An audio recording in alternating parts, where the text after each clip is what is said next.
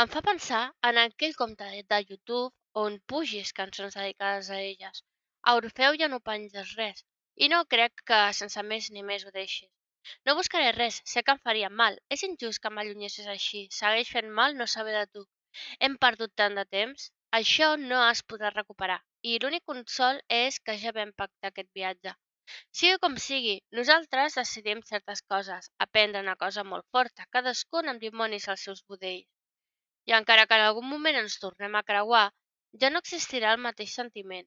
L'alegria que sentia quan t'escoltava i les papallones que netejaven el meu pit, les mateixes que tu senties quan la vas conèixer a ella.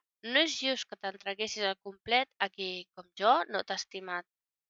Però bé, això podria ser tòxic, així que millor pensar que era necessari, que vas experimentar per tu mateix el dolor de no ser correspost i el patiment de saber que vas perdre algú especial que es va colar a la teva vida de sobte.